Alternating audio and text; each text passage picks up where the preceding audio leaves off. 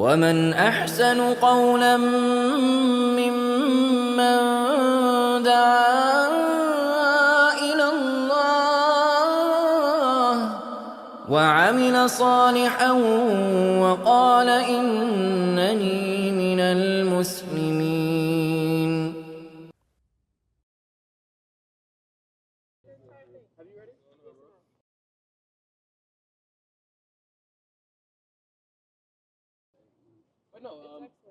I think the question that we brought up was very profound, right? How can we decide? Because people would sometimes say, like, oh, if I had been in Noah's time, I would have believed him and gotten on the ark. You know how you know if you would have? What are you doing with God's leaders now? Do you believe his leaders today? Are you finding his leaders today? They stand out, they do. You know, that's God says that his spirit leads to all truth. So all honest children, all people who follow the Holy Spirit, he will lead them in the path that he has for them. And since his plan is the same for everybody, he will lead them to his leaders because he has his leaders for a reason. So Noah was a leader in his time, yeah? And this, sorry? Noah was a leader in his time, right? Exactly. And then after him? There hasn't always been somebody prominent. There has been dark ages, but there's always been faithful people. And throughout certain times, so there's people like Abraham. So the ones that we know from the Bible. Okay, Moses. And after the Bible time, there's people like, of course, the morning time apostles. I'm sure you've heard about them, even though you're Muslim, right? Yeah. So like Peter, John, and Jesus' disciples. And what about Catholic Paul? Church, Paul was one, yes. But Peter and Paul disagreed on a lot of things, though. They did. They were human. So which one was But it's not. They weren't split as separate churches, though. Okay. And it's the same as today. We're, let's say me and a Baptists from a different locality, different culture, different. We might not agree on everything, but we agree on who God's leaders are. We agree on what God. No, I mean, like for example, Mormons would not believe in the same leaders as you do, right? No, and that's I don't agree that Peter and Paul's disagreements were anything like Mormons and. So in the early church, there was disagreements before the Council of Nicaea whether Jesus was even divine or not. You know, the Arian movement, right? Yeah. So that's a pretty big disagreement, whether Jesus is even God or not, right? By the time of the Council of Nicaea, there was a lot of darkness, and the church had already fallen. Okay. The church had so already who was the leader at that time then? I'm not familiar with who some of the false leaders were after Paul and Peter. Gotcha. From the early historians. But you're saying somebody was the whole time, right? No. No? There's been faithful people, okay. But I don't know that there was necessarily a faithful leader leading his people throughout all time. That's why there was darkness. That's why people split. That's why people wandered. Gotcha. Because they didn't always have a leader to lead them. But you do believe in a leader? Yeah, that's a good. Well, I personally believe, because I know the leader, this is not a What's his coincidence name? that we're talking here today. Absolutely. I can introduce you I to don't them. Oh, what's his name? Yours, right? Sorry? What's his name? Chief Apostle Ray Tinsman. He's the chief, along with 2 others who are chief.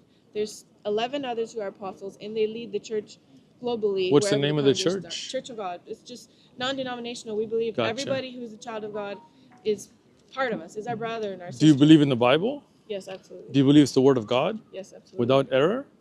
I believe it's inspired by God, but written by man, and not all translations are absolutely 100% perfectly the way they were originally intended. But are there mistakes? It depends what you mean by mistakes. Errors, numbers that don't match? Not as in contradictions, no, because so no when you dig into the context, it's still the same story, the same spirit, the same message that was supposed to be delivered, even though like sometimes it'll be, I saw it from over here, I say it like this because this is what I saw. Somebody saw it from over there and says it from that side. So they might leave out some details because they weren't on this side, they didn't see that, you know? But you wouldn't say that there's any cases in the Bible where they're irreconcilable. So like I say something did happen, you say something didn't happen, and it's not like all different perspectives, but just absolutely they just don't mesh. But that doesn't exist in the Bible. I don't think so, but then I'm not a scholar studied. But I mean, if you think it's the Word of God, then it wouldn't have contradictions, right? Words of men do. Like, for example, what's your name? Joseph, right? Joseph could say, I'm wearing green. And what's your name? Nettie. Nettie, you could say, I'm wearing gray. And that's perspective. That's understandable. But that would mean Joseph was wrong, so this is gray. Yeah. And you are right, right? But that would mean that's an error. There's nothing like that in the Bible. No. Can I show you some? Sure. All right. So, and I know this has happened exactly with the person that wrote Seeking Allah, Finding Jesus, and that's why, Nabil Qureshi was never Muslim, first off. You do know that, right? He was never Muslim? He was never Muslim. He wasn't. He wasn't as faithful as his No, no, parents no, were, no, but he no. was Muslim. Hold on. Okay. Are you Christian? Yes, sir. Would you consider Mormons as Christians? I don't label people by what they call themselves. I would say that if they're an honest child of God, doing their best before God and not living in sin, they are a child of God. They're a Christian, no matter what they're called. Or So as a Mormon, if somebody believes that there is a Book of Mormon that is a part of the Bible, would you believe that? if I would believe that they Do believe you believe the Book of Mormon is a part of the original Bible? no. Okay. So in that sense, you disagree with them. With who? Mormons. Oh, yes. Okay. We just spoke to some Jehovah's Witnesses. They said Jesus was an angel and he's not God. Rather, he was an angel. Would you agree with that? wrong. That's wrong, right?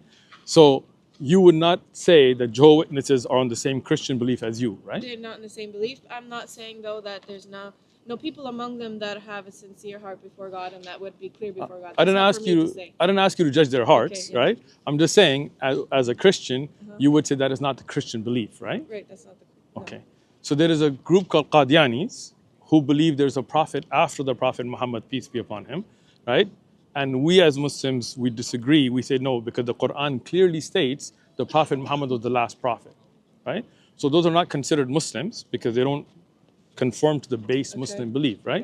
Okay. Nabil Qurashi was never a Muslim. His family was not Muslim, right? They He were said he was in the book. I get it, right? Mormons say they're hold on, hold on. So I could say I'm an NBA player, and I could write a book saying that I'm an NBA player. Does that make me an NBA player? It doesn't, right? So when you read something, make sure you understand where it's coming from, right? So you're saying he wrote a book that's not true? Yes, 100%. And I've read it, and I was planning on debating him actually personally, except that he died. So, we'll leave his case to Allah. But in the Bible, in Matthew, and this is in the New Testament, so I'm sure you guys use the King James Version? Yeah, it's the King James Version. Right in the beginning, it says, Jacob begot Joseph, the husband of Mary, to whom was born Jesus Christ. Is that correct? So who was the father of Joseph? God. Of Joseph? Of Joseph. Wow, man, how many no, kids does God have? No, God. Jesus was. Jesus was the father of Joseph? No, God was the father of Jesus. What was your question? It says, and Jacob begot Joseph, the husband of Mary. So who is the father of Joseph? It says Jacob. It says right there, right? Now, in the same Bible, when we go to Luke, now Jesus began his ministry at about 30 years of age as being the supposed son of Joseph, the son of Heli. So who's the father of Joseph here? Son of Heli. So who's the father of Joseph?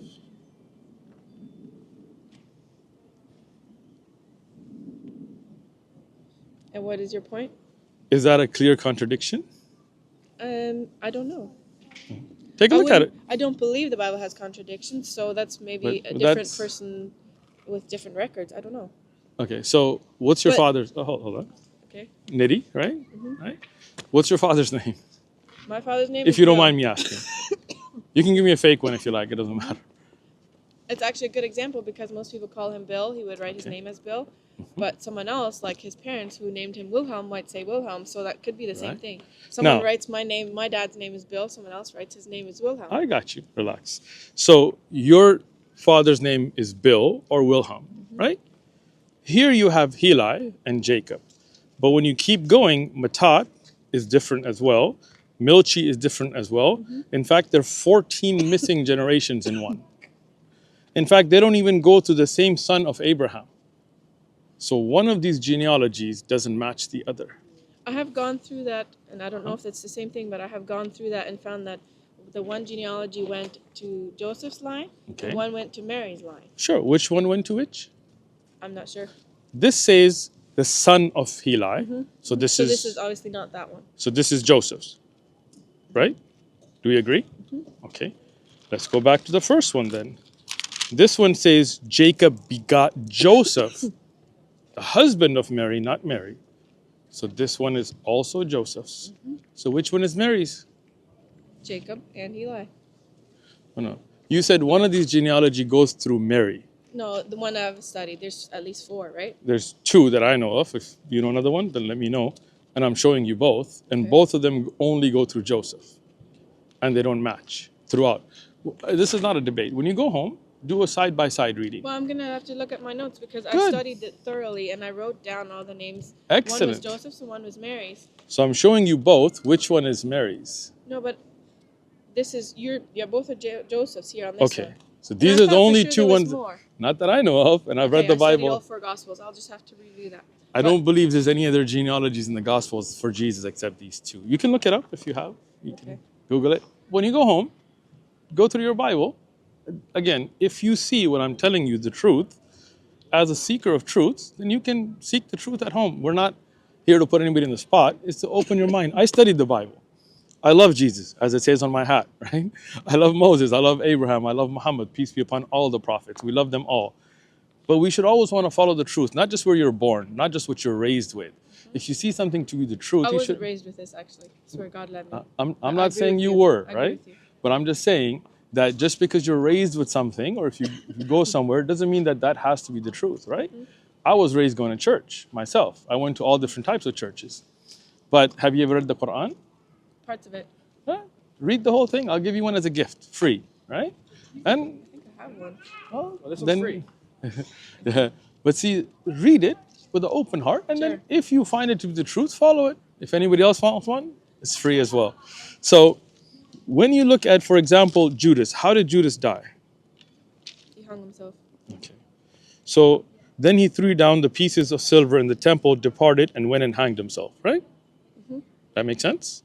So what did he do with the money that he was given for betraying Jesus? He threw them in the temple, and then he went and hanged himself. But in the same Bible, if we go to Acts, now this man purchased a field with the wages of iniquity.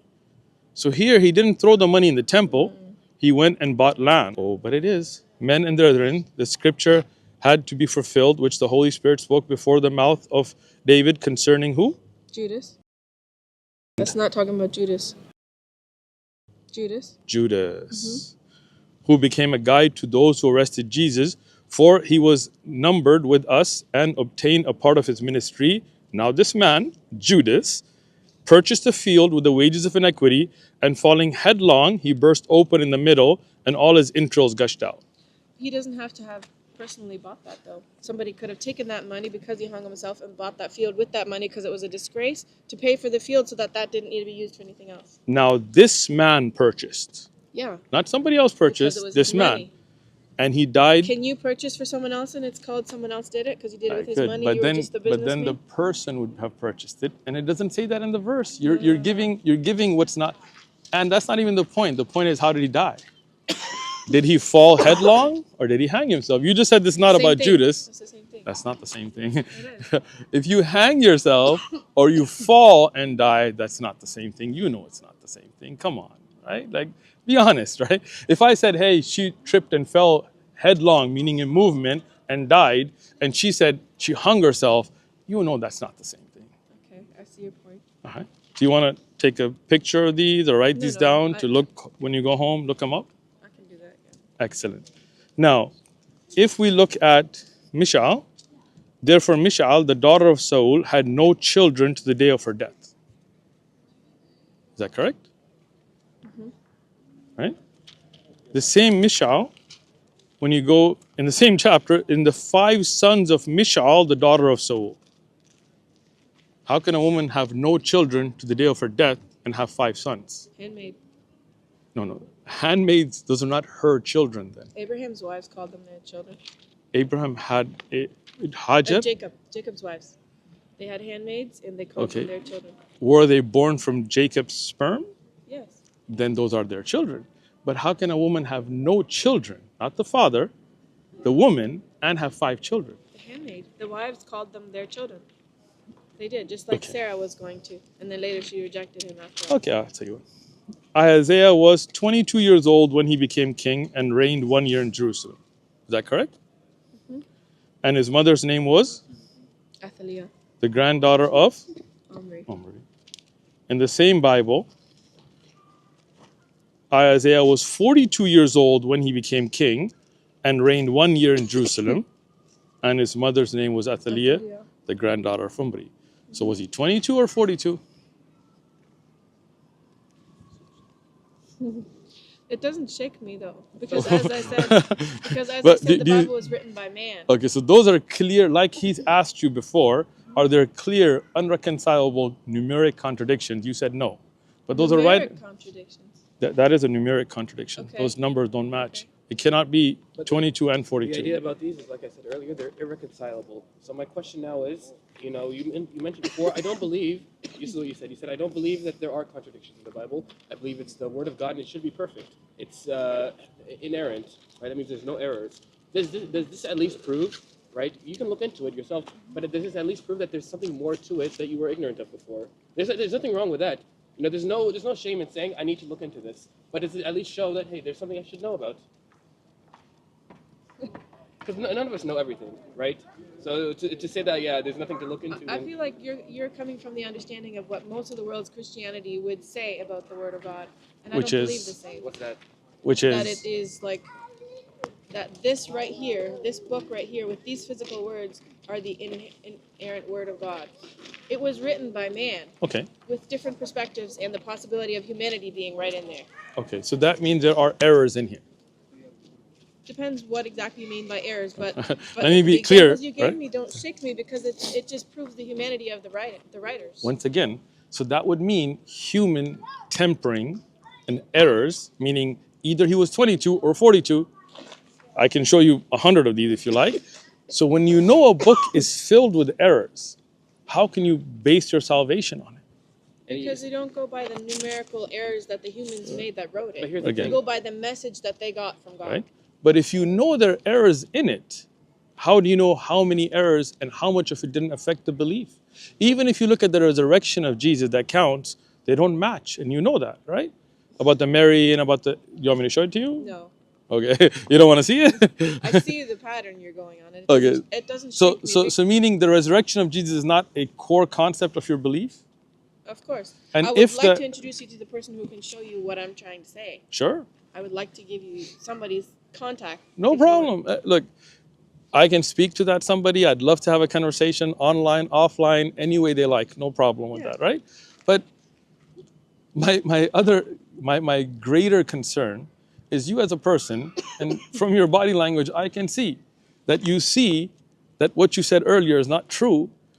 For you to then say, no, it's still not going to shake me, knowing that what you're basing your salvation on is a book filled with errors and human tampering, is, again, why not base your salvation on a book that's perfect without error? I am basing my salvation on the message of God that his leaders are bringing. And I know the leaders he has today who are interpreting that, who are bringing the message today. But and those are the people I'd like you to talk to. Are those leaders not basing their message off the Bible? Off of the Bible and God's message to them. So off a Bible that you know has errors? No, I don't believe it has errors in the sense I just showed you. No, those numbers don't change the message. Is that an error or no? The numbers don't change the message. But there are examples of the message being changed. And that's what he was hoping to bring. So while he's bringing it up, can I mention to you? We are actually on a time limit. We were going to spend a very few minutes here, and we still have all day to drive today. So can I give you two things? They're going to be very quick, okay? You said something very great at the beginning before anyone even showed up. You said, would I rather risk going to heaven and being right or going to hell and being wrong, right? So I said, would I believe there is no hell and not prepare for it? Or is it better to, even if there is no hell, to believe that there is and prepare for it? And that's a really smart statement. You know why? Because you're using logic, right, to guide your actions. We shouldn't just be basing it on blind faith. I can't just look at the Bible, and even though I know something's wrong logically, I'm going to, just let my heart go, even though it may be wrong, right? I'm not saying that that's the case, right, even though I do believe that, but I'm not saying that that's what you're saying right now. What I'm saying is, here's another case of weighing the options logically. You have a book, right, which we would argue is perfect. There are no errors. You can test it yourself. There's a phone number. There's a phone number in the front page. In that book, he proves the errors in it. I've gone through that. Again, show me. Hold on. Because you're saying something. Show me one. Right now, forget the book. I've read the book, and he's absolutely wrong in it. And I refuted all of those, that's right? Just you saying you don't believe what he says, I get it. But me, again, saying that he proved it without ever even listening to a response doesn't make sense, right? But me and you are having a conversation. I showed you right now. Show me. You have the book in your hand. You're asking me, who's not a historian, I'm not a historian either, who studies it thoroughly, to explain it to you. Excellent. I'm showing you the reference of where I got my... And I have read that reference, and I have refuted every one of those false claims, right? Then I have So nothing else to say because exactly. you're saying you don't believe my references, so I don't know what else to no, do no, about it's it. not that I don't believe your references. It's that the person you're reading from is a well-known con artist who was never a Muslim to he's begin not a with. well-known con Nabil artist. Qurashi The is world a knows well-known. he was a believer and he was right. Again, why don't you read the Quran as I've read the Bible, and we'll come back and conversate then. But Right? But what I was saying, right? Joseph, of course, what were you saying? you had a good point. But my point is, you have a question. You have a matter of weighing the options logically, right? And like I said before, I'm going to tell you that this is a perfect book. And if you have questions about that, you can get his number. You can get the number. I do not believe it's a perfect No, book. But you haven't read it. Your word against I know. others. Let me like finish. no. Just let me finish. There's a phone number in the front. Read it. If you have any questions, if you think there's a mistake, call it. They'll talk to you all day. Can I give you all a night. number to talk? Yes. You can, but just let me finish, please. Sure. I feel like I'm cooking here. Okay. So the point is, when you have this logical decision of a perfect book, you can look into that yourself, versus a book that you said yourself has errors in it, whether it's important errors or not, right? That you can look into that too. But perfect versus imperfect, logically, like you did earlier with heaven and hell, which one should we stake our afterlife on? Forget about Quran and Bible, right? Perfect versus imperfect. What do we stake our afterlife on? Go ahead. You want to give me the number?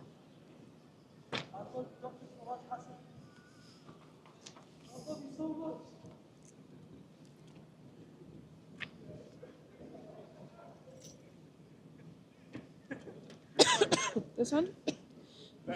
Whichever leader you like.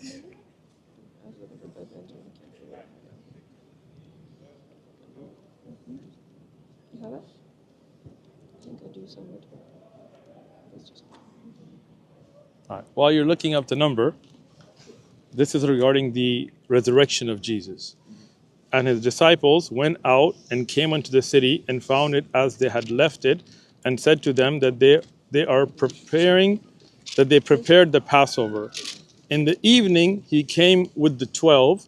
Now as they sat and ate, so they ate the meal of the Passover, he said, surely I say to you, one of you who eats with me will betray me.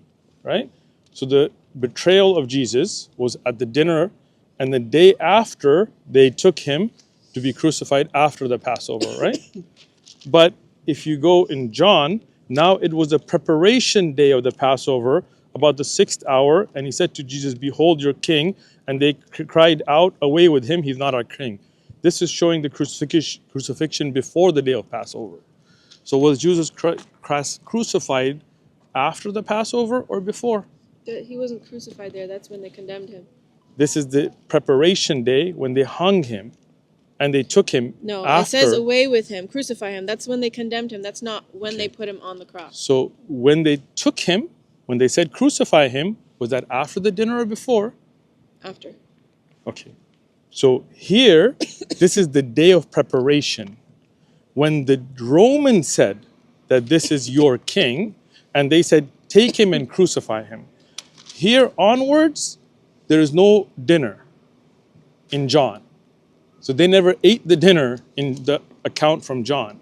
Can you take this number and talk to him about Sure, it? sure. Can you look at the verses yourself? If you convince him, you'll convince me. That's pretty blind following, isn't it? Well, he is God's man of the day. Does, You need to all right. follow him. does this show that there is errors regarding 1937. foundation?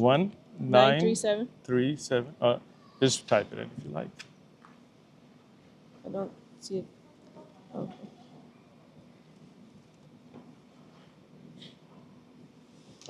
What's his name, if you don't mind? Benjamin. Benjamin. Apostle Benjamin. We'll just call him Benjamin. How's that? Thank you so much. Please take it up with him. I will. Read the Quran yourself, though. ومن أحسن قولا ممن دعا إلى الله وعمل صالحا وقال إنني من المسلمين